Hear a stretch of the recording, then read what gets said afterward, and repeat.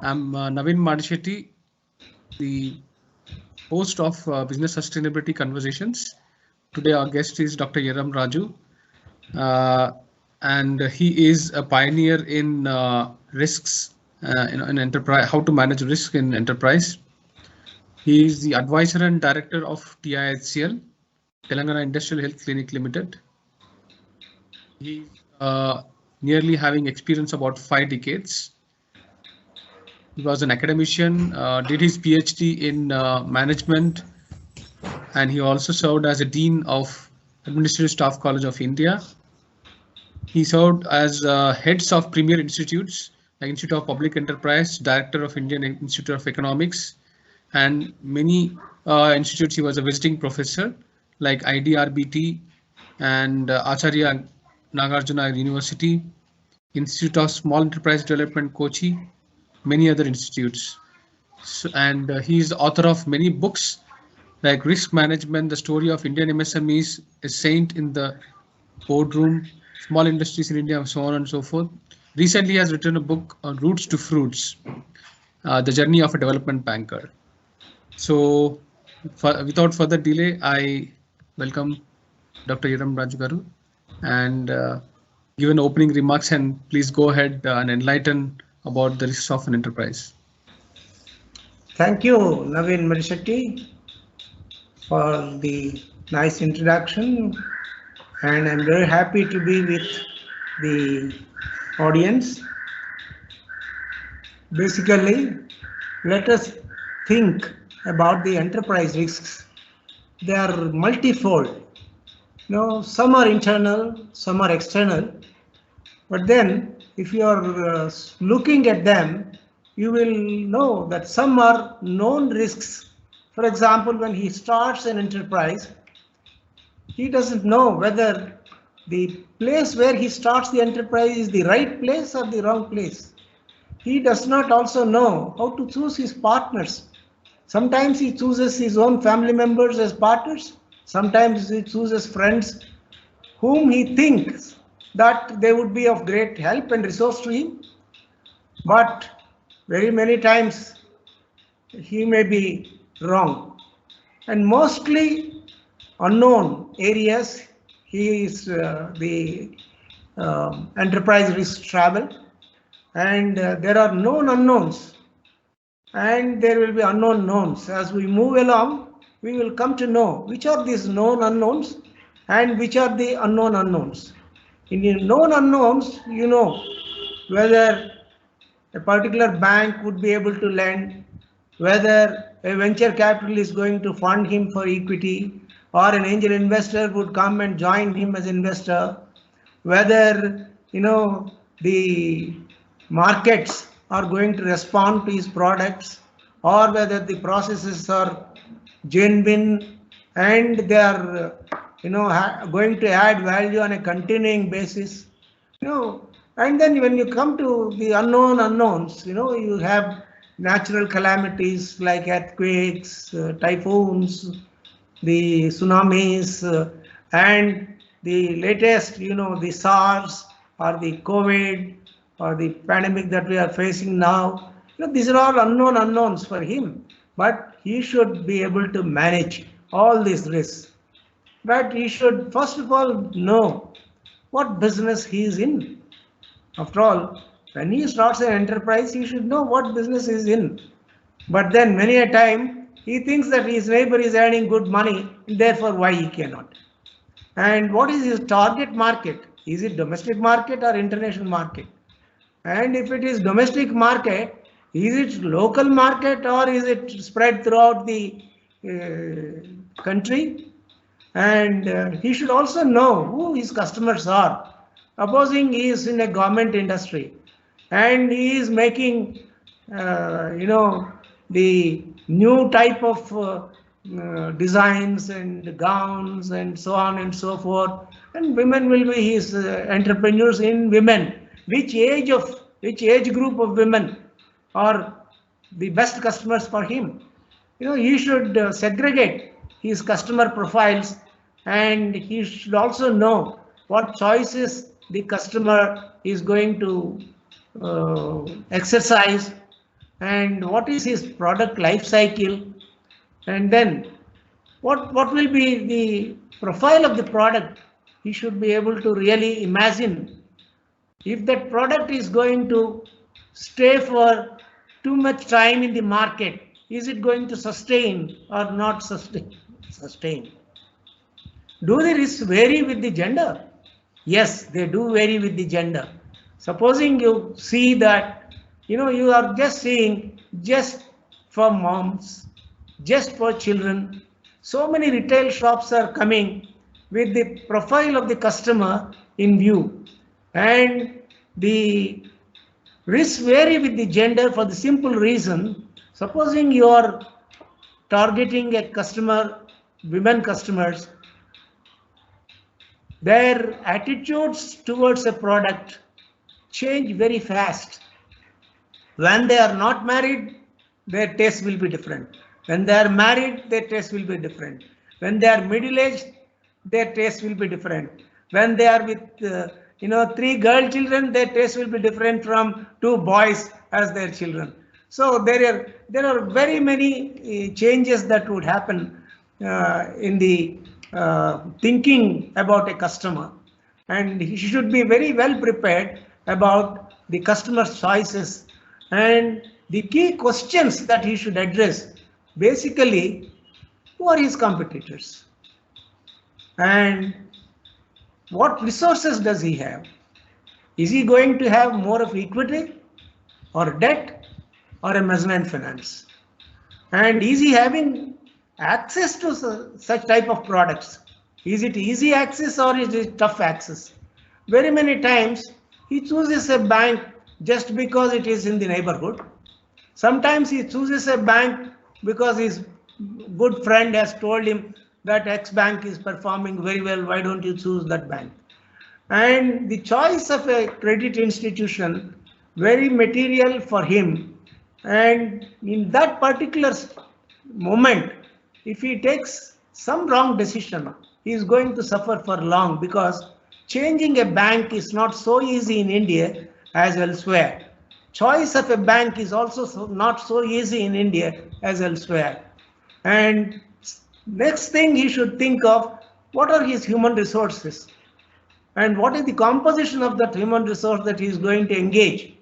How many skilled, how many semi-skilled, how many unskilled, and at what cost they are going to be available and where they will be available, how much time they would take to join his organization. These are all questions that really confront him when, and they are all bundle of risks, not just one risk. And then what is the information system he is having? Does he have a good information system? By information system, I mean not merely the technology part of it, but also the information relating to the markets, the customers, the products, the processes, the machinery that he is going to buy, what type of machinery, what type of technology he is going to have. All these aspects matter very much. And how is his supply chain likely to move? And what will be the glitches? He should be able to see the entire supply chain like a map in front of him. And then what is the best business fit for him? What are his business plans? And what strategies he should employ? Are they going to be short-term strategies or long-term strategies or medium-term strategies? Which type of strategic interventions he should be keeping on making when he would like to grow and grow and grow. See, there are a number of risks that he would encounter right from the start. Regulatory risks, the reputational risk. Supposing he has a history behind him, which the market knows more about him, then he carries with him that reputation. If he has a bad reputation, certainly a good industry is not going to really take him in. And then there are commodity risks. Today, in the pandemic, you have noticed the cryptocurrencies coming in. Cryptocurrencies are treated as products abroad. There are many who are just in a state of confusion. And there are sovereign risks. Each commodity has a different type of risk to carry. And then there are sovereign risks, which means that whether it is a democratic country, whether it is a dictatorial country, whether it is a mix of both, what type of national risks that each country is going to unburden when he starts the enterprise. Then, after all, today it is not profit that is going to be a criterion for the enterprise to flourish. You see the stock market welcoming all people who are startups who do not know themselves where they are treading and where which direction they will be moving, but yet then market is welcoming them. And you will not know how sustainable the enterprise is, then he is in big soup. Therefore, sustainability is more important today than earning profits. Like you see Ola, Uber, they are running in losses, but the market welcomed them and they have given a lot of encouragement. You see, there is a core of lessons from the global crisis we have. We have faced in 2008 the global crisis, and there are some lessons that people like Dr. Subrao have unfolded while addressing a risk management seminar in Hyderabad sometime in 2011. He said financial stability is important as financial instability can be costly. That means what he means by that. What he says is it is an international public good. Financial stability is an international public good. In a rapidly globalizing world, both national and international financial stability are extremely important. And financial markets are not self-correcting. Here, the global crisis and the pandemic taught us that the financial systems can be notoriously unstable. They can be notoriously unstable. The system can withhold pressure longer than one thinks. So there is a system that poses a risk. The systemic risks, how they can be countered. If you are complacent, you can't counter them. And if they lead to some exuberance, you can't counter them. Therefore, there are counter-cyclical measures that have been introduced during that period of time. And if you have price stability and macroeconomic stability, people think that is enough. After all, they do not guarantee financial stability. Why? Because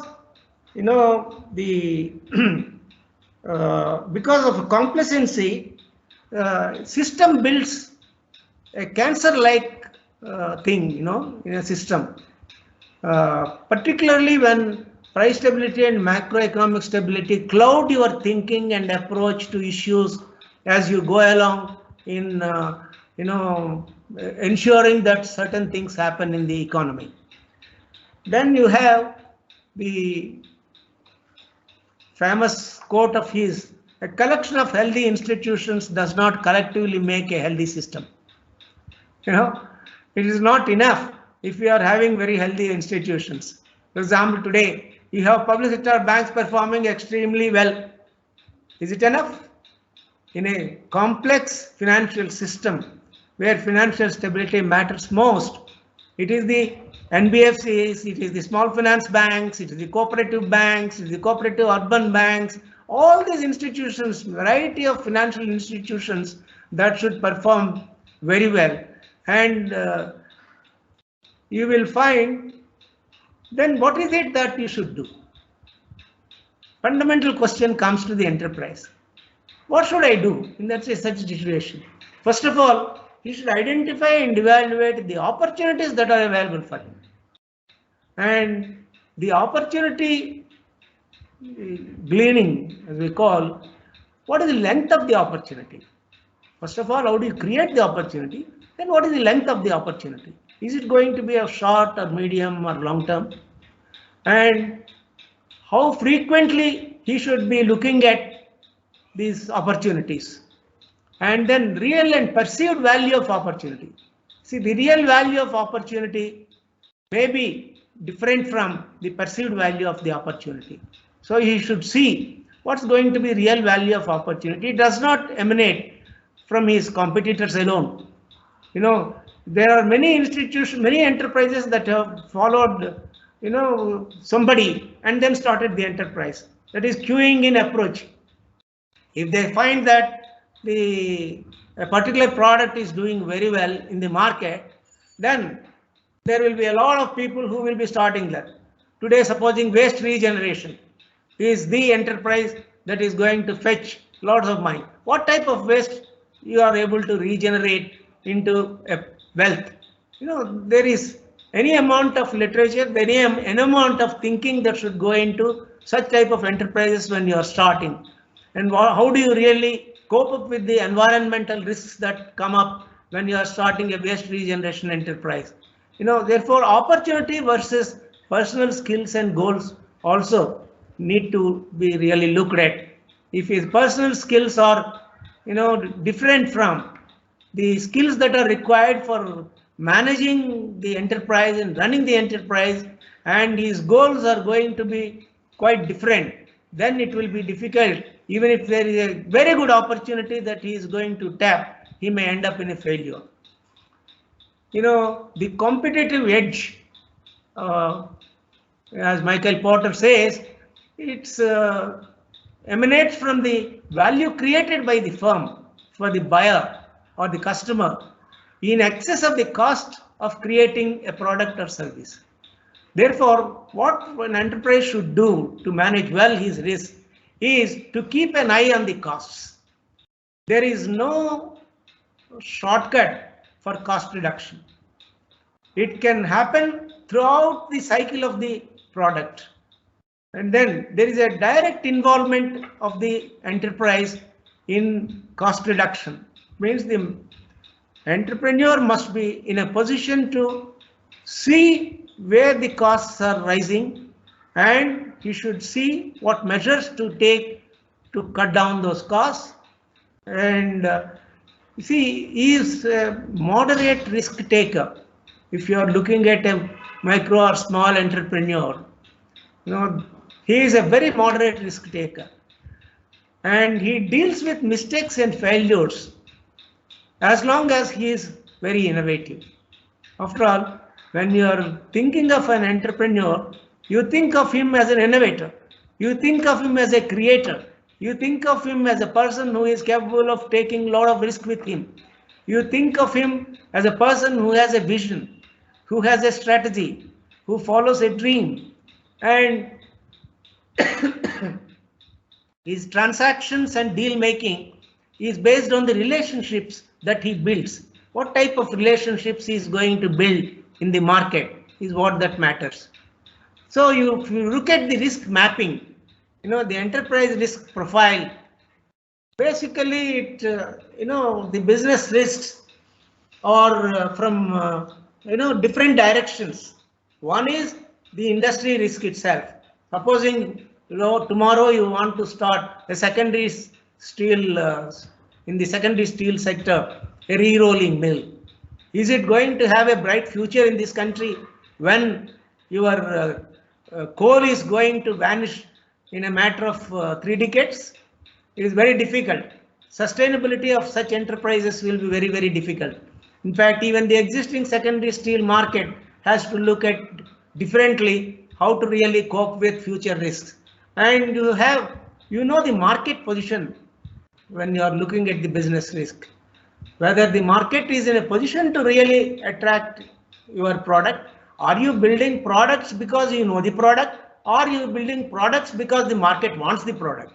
So basically people should understand that they should start the enterprise with a product which the market wants. As long as he does the market research properly and starts the enterprise, there is no risk for him. Risk of failure will be very minimal. And then the operating efficiency of the enterprise depends upon his ability to really, camouflage lot of these risks apart from the ability to manage his human resources. Most of the people really think that after all labor, that after all word is very, very, very critical, and he should not think that labor is something that he can engage as he pleases, because there are rules and regulations for engagement which you should know thoroughly, and he should know when to give him work from home, when not to give him from work from home, if in a scenario like the COVID that we had faced. And then the financial risks and management risks both combine into business risks. When you are thinking of project risks, again, whether there is a standalone unit space, a different type of credit risk when different from those that are established in clusters. Clusters have innate capability of cross-holding the risks. That means the parent support is also extremely important there. And that means the financial institution, whether he is an equity holder or the angel investor or the venture capitalist that we thought of while giving the equity, and the lender, if he is what is the final credit quality, all these matter in project risk management and enterprise risk management. Now you will find climate risk to be taking superiority over every other risk. Environmental risks are really knocking the doors of every enterprise today, whether it is in management of the waste that he is having. For example, many of the hardware electronics, where do you dump them? I don't know where to dump my useless electronics lying in my house. And if they are dumped somewhere, what is the damage they are going to cause to the environment? Therefore, there must be a place, there must be a purpose for taking care of many of the waste that the enterprises create, because competing in global markets brings with them their own complexities again. And then look at the recent commitments made in Committee of Paris 26, COP26, and its challenges for the next 3 decades. When are we going to reach the level of not using coal at all for reducing the carbon emissions to zero? Is it possible that we ever end up with zero carbon emissions in this country?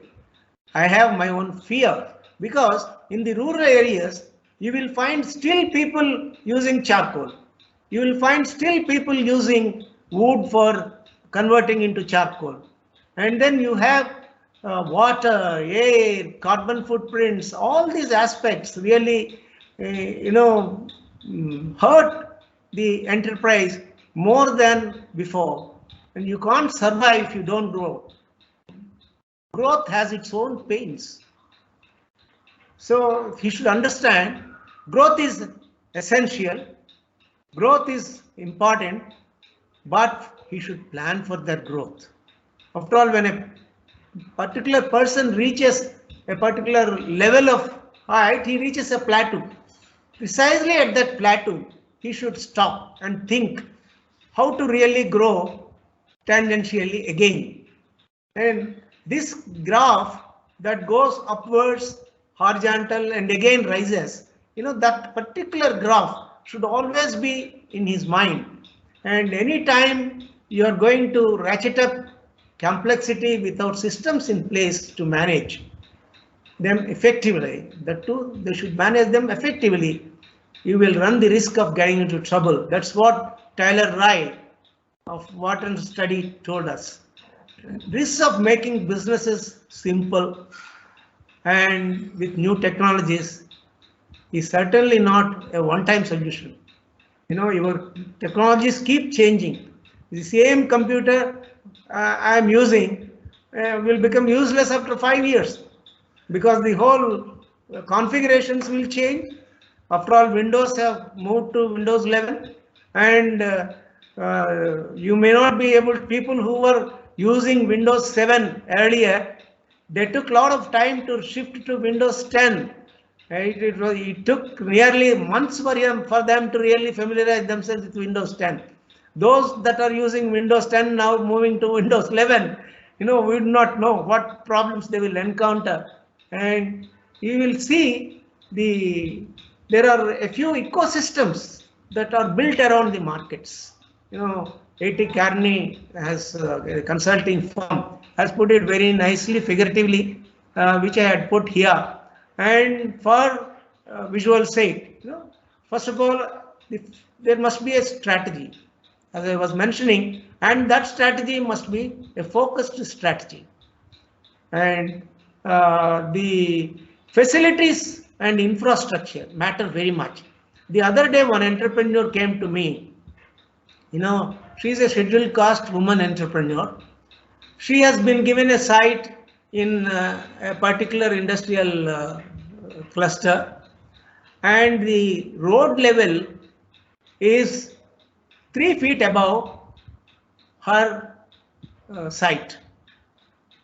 So the very beginning itself, she faced the risk of investment, because whatever credit she has got is adequate enough only to fill that gap and then come to the road level.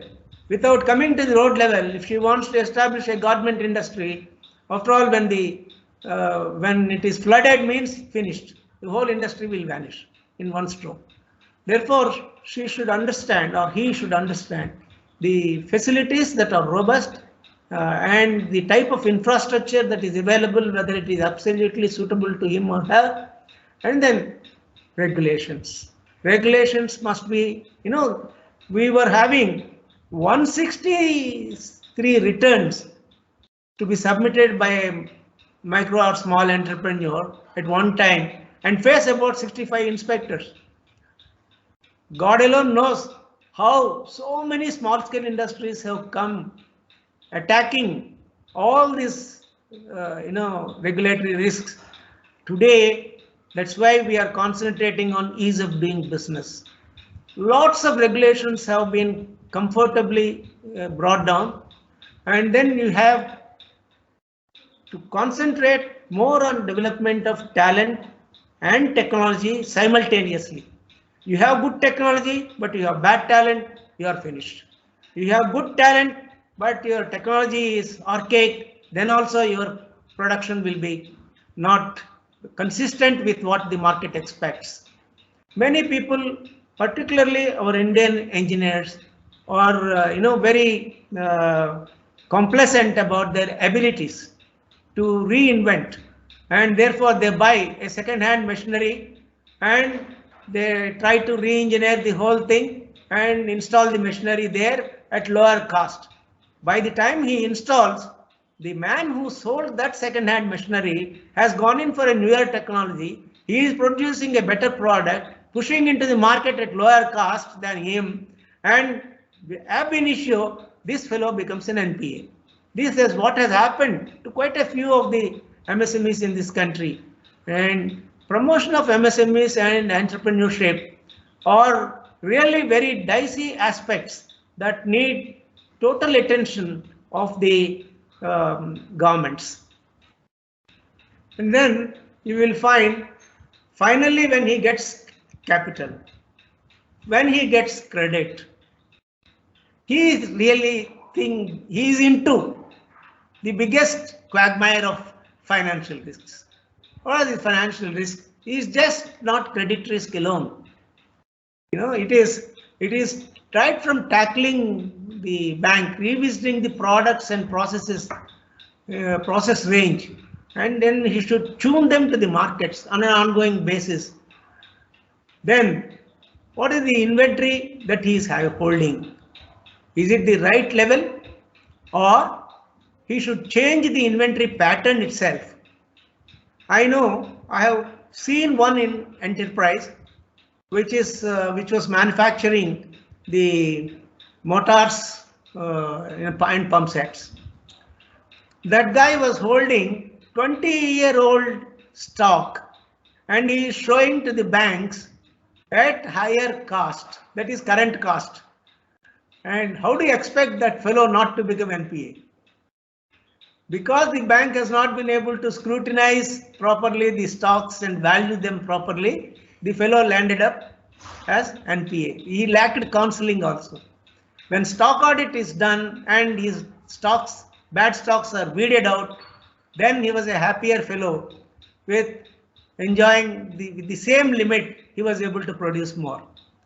You know, the brand image is one thing that people should constantly think of when they are accessing not just finances, because a portion of the finance will definitely go for creating that brand image.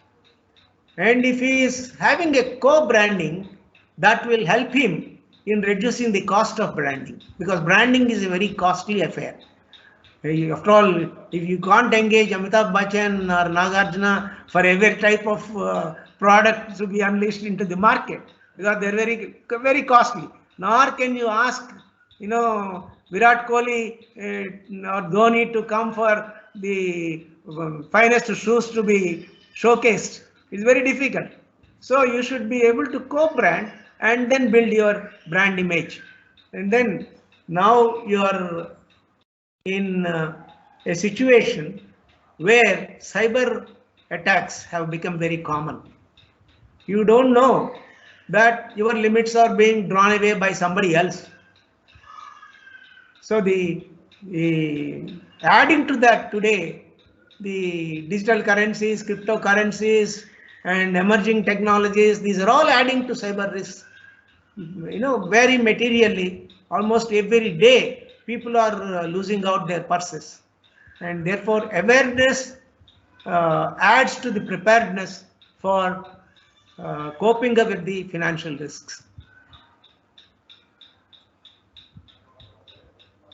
The credit risk is one thing. Of course, here I would not spend much time because the customers are, my audience are mostly entrepreneurs, enterprises.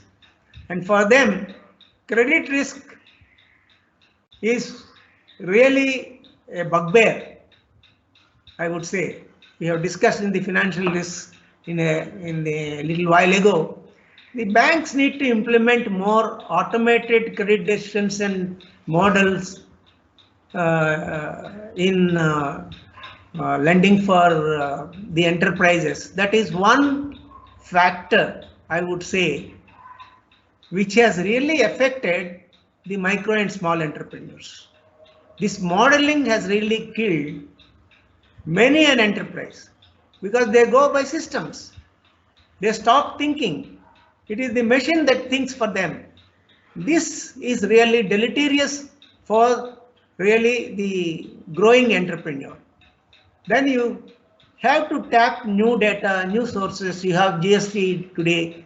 You have tomorrow. You have how much of waste is going to get generated and where to really store, where to regenerate waste, to convert the waste into wealth within your own campus. How you can do it and how to really keep your machinery clean and lean when you are thinking of growing, and how your customers are behaving towards your product.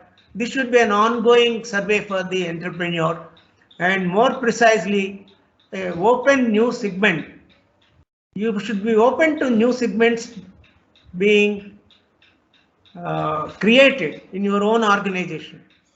How long you want to produce the same product for the same market? After all, market wants change. Change is the in thing. Therefore, he should be alive to the change. He should acclimatize himself to the change, and he should manage the change very efficiently and react faster to changes in the business environment. And then now you come to the question of pandemic. In the pandemic, all of us have seen it is the MSMEs which suffered most, because they for them, the labor which is migratory in character, has left. And the lockdown, they had to wind up their shop. Any manufacturer particularly, unlike the services, cannot work from home. He has to work on the machine. How does he really go about tackling very difficult situation like lockouts? Impossible. Therefore, all of them faced a lot of problems, and the domestic markets are severely impacted by the supply chain disruptions of an unprecedented order that none could predict the end of them. Therefore, coping mechanisms are the only solace. New variants are on the rise. It is not just Omicron that has surfaced now. Tomorrow we don't know. New variant may come. How do you really cope with those things? Therefore, markets, compliance, supply chains, these are all things that matter very much for the enterprise. And the problem with some directed credit, that means the regulator says you must give 15% of the credit of the priority sector to micro and small enterprises. Yes, to comply with it, banks somehow lend that 15%. Then this somehow approach has really killed the sector. That means the pricing is not at its true market level, because it is a subsidized price that he is giving. And when he gives at a market price, he will be too happy, but he is not lending at market price. Therefore, he lends to whosoever he likes, and there he builds the NPAs. Avoidance of the persons who do not need credit, that is very, very, very important. Many people think that after all, a person, if he is not needing credit, he will repay fast. No, that is not the case. He abuses the credit and he would be the first level NPA. And selection of focused areas and regions without political interference in undefined democracies. Now, this is again a very difficult exercise in the directed credit. That means they should see where are the clusters that they can really move up, and where are the standalone enterprises that can be grouped together and then lent, so that the aggregation advantages for a market to move with the pricing will become very comfortable. And then the one solution that the government thought, unlike several other nations facing pandemic, the government moved into the credit area rather than into the equity substitution area. Here, 28 trillion lending reform package has been given. A moratorium for 1 year was the first thing that was given. That gave some solace. But all these have been given for the standard assets. That if his fellow was working all right before the pandemic, and 1 year moratorium will help him. If he is not working all right, he is facing already the problems, then this is not going to help. For some people, they said 10% incremental working capital they give. Later, they have increased it to 20% also. In some cases, in this second mode of Atmanirbhar Bharat Abhiyan. But then the subordinated debt they have unleashed of 20,000 crores. They thought that NPS will be able to pick up this and turn themselves into a better corner. But then banks did not look at this product at all.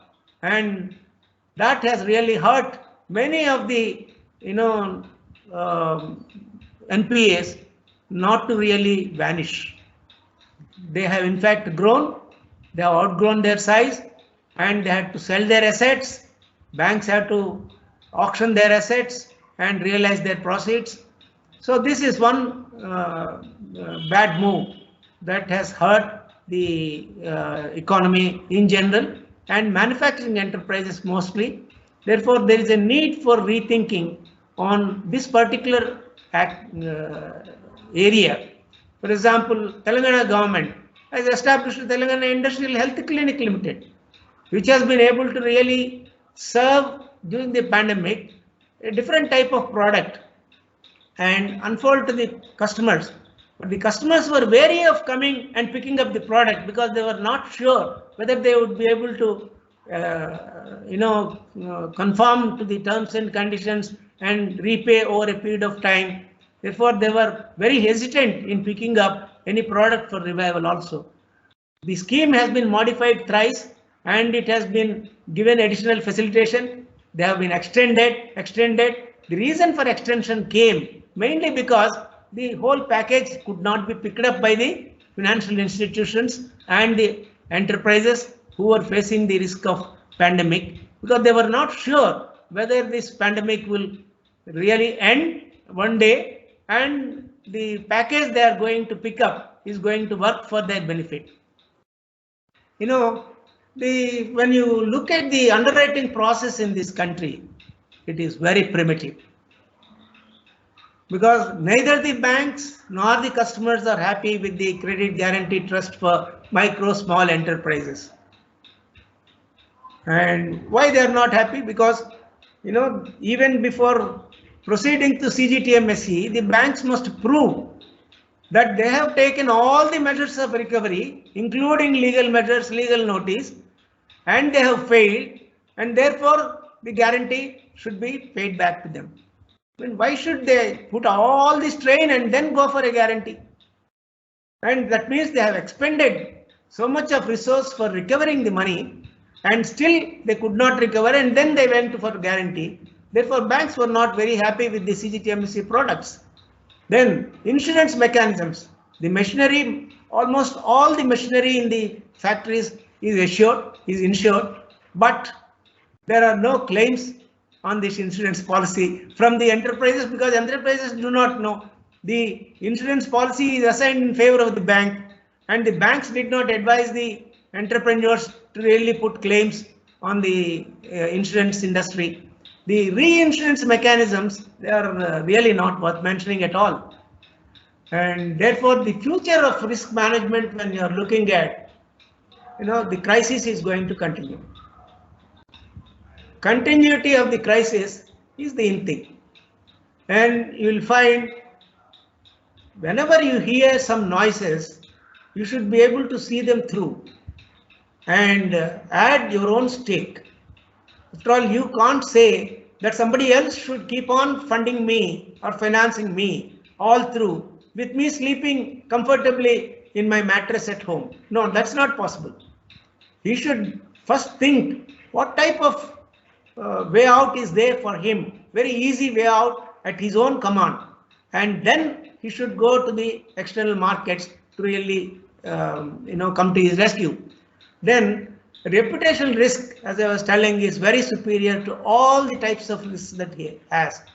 He should never default to his own suppliers. After all, his suppliers are quite many, and a bad word from them is going to hurt this guy very badly. Therefore, reputation risk is one of the most important risks one should keep in mind. And as I was mentioning even in the beginning, sustainability is certainly more important today than the earning profit. After all, when Amazon started, it went on into losses for many years until it devised various other products. But then people believed in it and they could sustain. Today you will find the most losing Swiggy has gone to the market and raked in a mullah. Tomorrow, of course, the same way Paytm could not really work. Therefore, markets are not going to accept whatever the enterprises say. They are going to look at the sustainability of that particular enterprise even in tough times. That's why values and ethics matter most. Good governance matters most. And macro-prudential stability is extremely critical. That means your customer base will be a continuing one. Your consumption should be on the rise. After all, as long as the demand exists, the supply has a value. If you are not able to really raise the demand on a continuing basis, then the market is going to collapse. Therefore, macroprudential stability is very important component for financial stability. You should think of the society and not just the economy. As many people, as one of the very famous quotes say, today you should really build a Chinese wall in risk management. What is Chinese wall I am talking of? It implies spending resources to build resilience and interrupting emerging problems. That means every enterprise must keep at least a portion of his revenue, say 1%, 2%, 3%, keep aside, and that will come good for a rainy day. Most entrepreneurs do not build this single 1% revenue as equity out of their revenue. It's very simple, but most people do not do it. That's why risk culture is extremely important. Ability to take risk is more important than taking risk by itself. So you should build that ability by building risk culture in the organization. Every worker, every employee must be able to absorb the shocks of the risks that may arise one time or the other in the institution. And risk mitigation and risk management, therefore, they provide the foundation for building the Chinese wall. So thank you very much, and I will be too happy to respond to any questions. But then before that, I would say, recall Jerry Juker, who said, nobody else is paying as much attention to your failures as you are. Therefore, failure analysis is extremely important for every enterprise who wants to manage risk. This failure analysis, because he may fail in a particular product, he may fail in a particular machine, he may fail in a particular process, he may fail, in engaging a particular person, but he should learn lessons from it, and he should, keep moving on the enterprise for success, because success is to live life with integrity and not to give in to peer pressure or try to be something that you are not. I think with this, I close my session, and I would be very happy to respond to any queries you have, Naveen and all others. Thank you. Thank you, sir. That is a 360-degree view of the entire managing risk of an enterprise, and that is almost like a book guide how to run a business in service or industry. To brief it and also to articulate. And I just wanted to ask a couple of questions for the benefit of startups and also small and medium entrepreneurs. So most of the startups, they are either based on opportunity or an idea or innovation. So how do you advise them if an idea is conceived, then how can they put that to a test in terms of managing a risk, overall 360-degree view? Because most of them are just doing it for an encouragement or maybe out of the passion. How to look at that more in a professional manner? Of course, they are not having all the skills set, as you mentioned. Every individual is qualified in his or her own domain. So how do you advise them in terms of approaching professional manner, taking the support or whatever means? What is the most simple method to conceive a business plan for an idea or a product? You see, I would say, having been a mentor for at least a few startups, that have become very successful, I would draw lessons from them. Because one entrepreneur came to me and said, she is from a rating institution, she has left and she would like to do something relating to the MSME sector here, and she would like to start the enterprise. How do you go about it? I said, first of all, you should work with your mentor,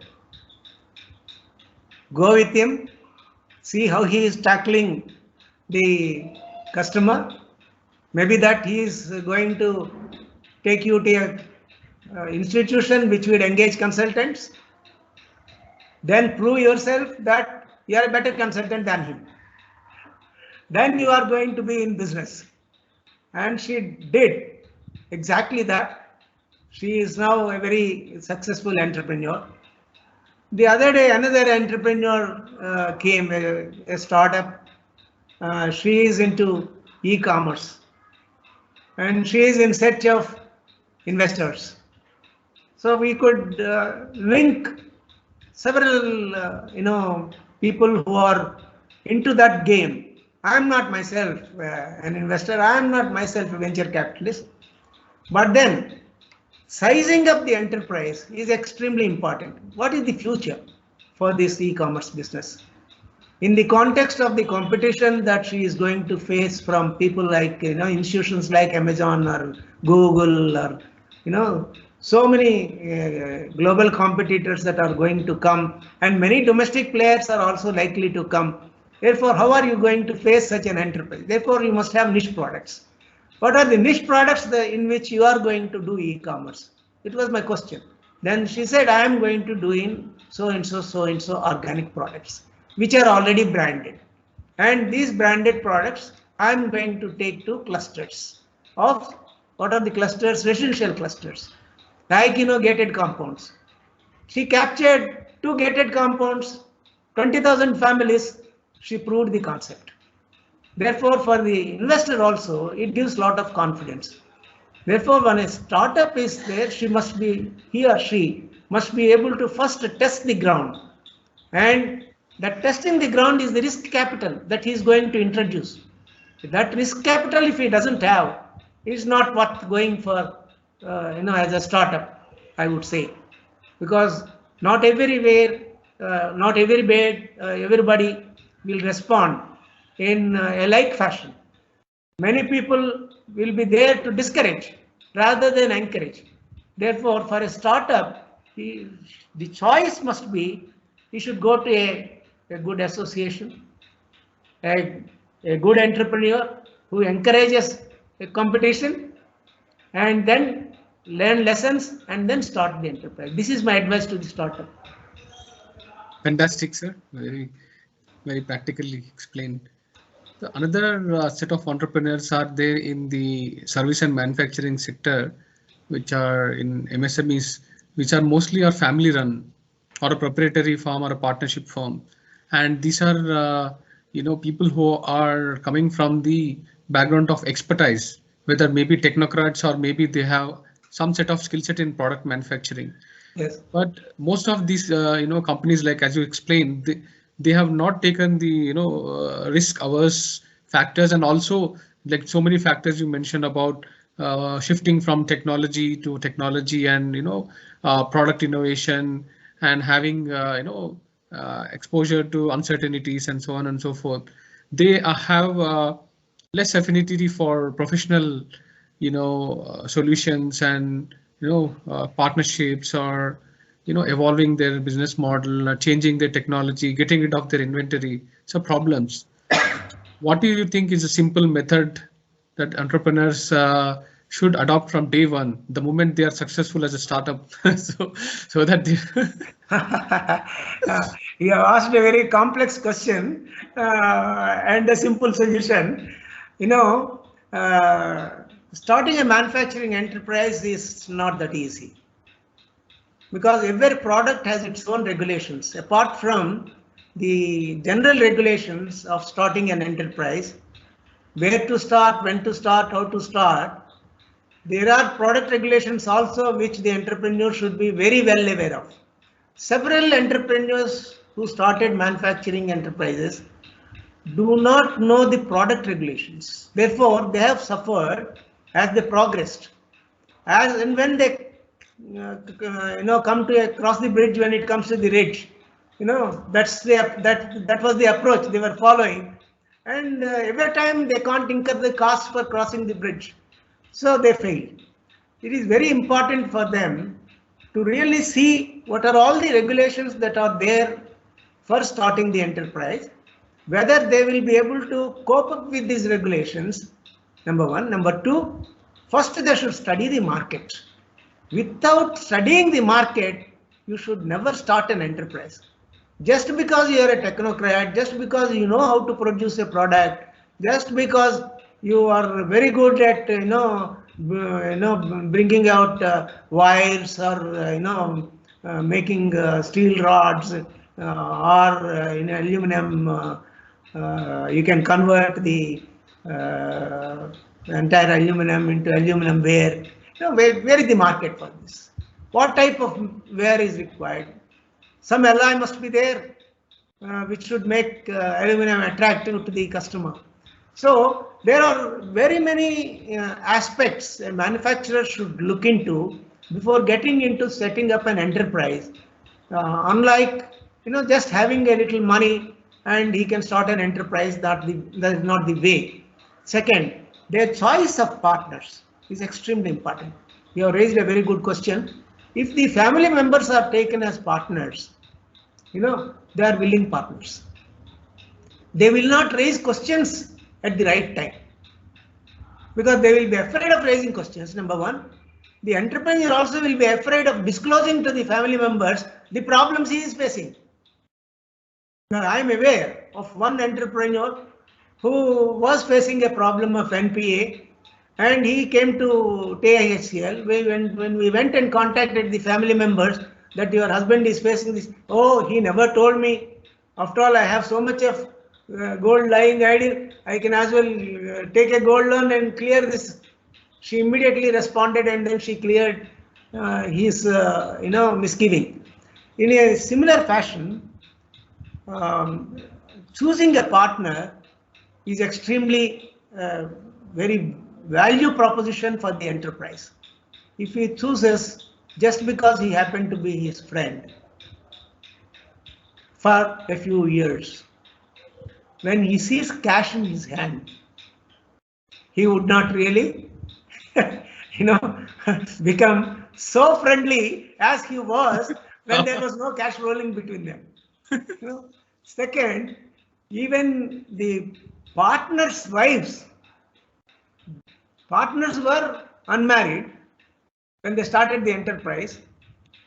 After 5 years, 6 years, each of the partners, 3 partners married.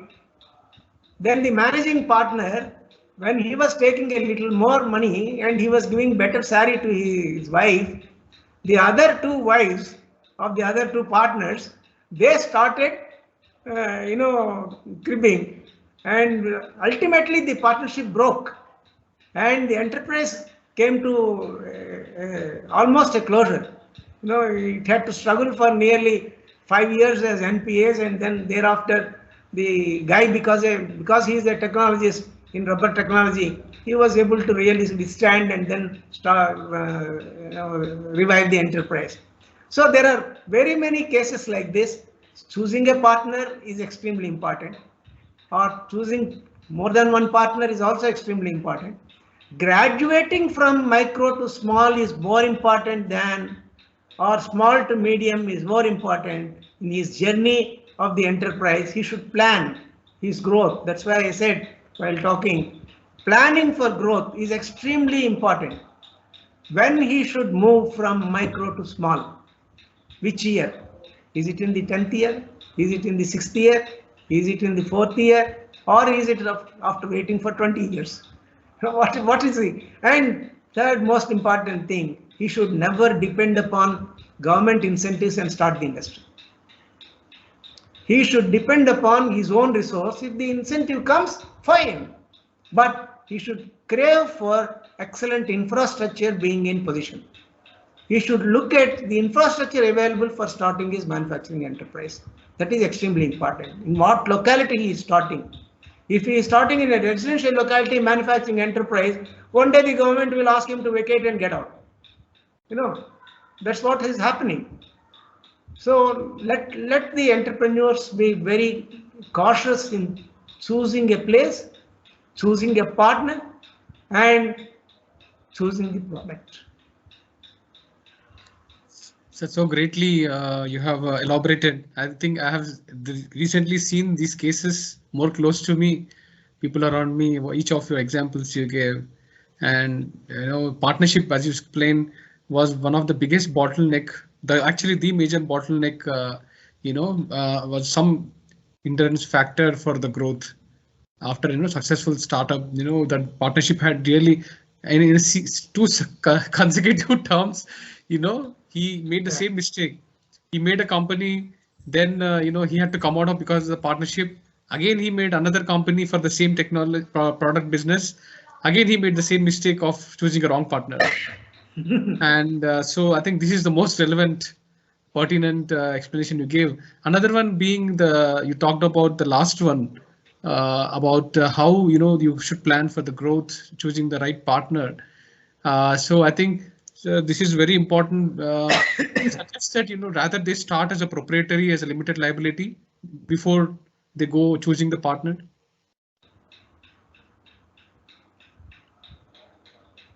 So what do you suggest? Pardon? So I was saying, somebody who wants to be less concerned about how eventually the business will turn around in terms of risks for having multiple partners. So is it better to start a proprietary firm or an individual, like a limited liability or a 1%? No. I wouldn't suggest that. In fact, every technology entrepreneur must choose a person knowing finance and the economy. Every person who is an economist or a finance man must choose a good technologist to be his partner, and not both are technologists, both don't know how to maintain their books of accounts, both have to depend upon a chartered accountant for drawing up their balance sheets. Then they are in for trouble. They should be able to do their own financing, their own and financial accounting. They should be able to see where their balance sheet is moving almost every day. On a daily basis, they should be able to see that, yes, today I am earning so much of money, and or I am incurring so much of cost. I must be able to see that. So that type of knowledge is extremely important for a startup. And if he is particularly in manufacturing sector, every day, every moment counts for him. And cost reduction, there is no end to it in manufacturing sector. Sir, on a lighter note, by ensuring financial background people in the enterprise, you are doing justice to your sector by creating opportunities. No, because I learned technology. So you are ensuring entrepreneurial and business opportunities to people in your financial sector. So, okay. So, sir, another one set of entrepreneurs who are reasonably matured business cases, like medium scale companies, they become like, one of the factors you talked about, like market study. Some entrepreneurs, out of the boom or out of the, product excellence, or maybe in a short term opportunities, they create business opportunities and they come out with the business, and they are successful in few years.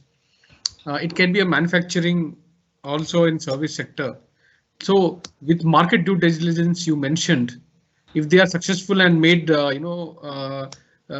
reasonably break even, what do you advise them, sir, to set up a strong foundation for and plan for the next 20-30 years?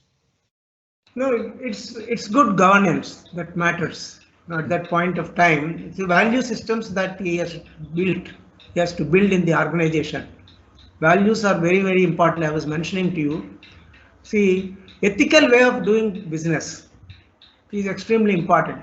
We find those businesses which are ethical have really progressed very much. They have grown international. I've known for myself quite a good number of entrepreneurs in way back started in 60s and 70s when there was a boom in SSI sector. They started very small, but they became multimillionaires over a period of time because they had built the values into the organization. It is values and ethics that really take the organization to higher level of profits and sustainable standards. And people would look at the person behind the venture. Well, if I look at the person behind the venture, then the venture, I will have my judgment about the enterprise. So on that note, I don't want to advance further because that is a benchmark you set in terms of requirements in an entrepreneur, right from day one. I think that is the most important piece of advice, what you just mentioned, in terms of even risk averse, business management of an enterprise, even in case of an uncertainties or pandemic, this can still serve the purpose. It still survive and grow. Yes. Yes. So on that note, sir, I would like to conclude. And I think it was a really valuable, very, very valuable interaction and also presentation from you. Any entrepreneur would be, I think, privileged to watch whatever and also listen whatever you said. And I hope you also give your time in the future. We will come out with more specific cases of and we can have an interaction in the future again. Thank you for your time, sir. Thank you. Thank you. Thank you, and wish you all the best for the. I think recently you come up with the book. So is it already launched or it's available? It has been a long time back launched. It was 1 year old now. Okay. No, it's an autobiography. Mm-hmm. And the name of the book is? It is on Kindle and also Amazon. Okay. So everybody can avail this on the name of the book, sir. The name of the book. Roots to Fruits. That's what I mentioned in the beginning. Journey of a Development Banker. It is written in 2 parts. The first one is Roots to Fruits. The second one is Ripening Fruits. Yeah. So great. It is 2 parts. It is with photo feature naturally because of autobiography, Yes. And how I really progressed in the life. And fortunate for me that I have a very obliging and wife. I should be grateful to her for giving me. If my mother has given a pearl to me, she has given to me 3 jewels. 3 daughters, and 2 daughters are in Canada, and 1 daughter is in Abu Dhabi. And all my sons-in-law are very well placed, and they are extremely helpful and understanding. And my grandchildren, 5 grandchildren, I have got 2 grandsons and 2 granddaughters and 3 grandsons, and 2 of them have really come up very well. My eldest granddaughter is into IT. You must have heard, one of the famous technology companies. She is a project executive there, and the second granddaughter, she has been selected on the campus by the METI, Facebook. The project, she will be shortly moving to California, and my second daughter is working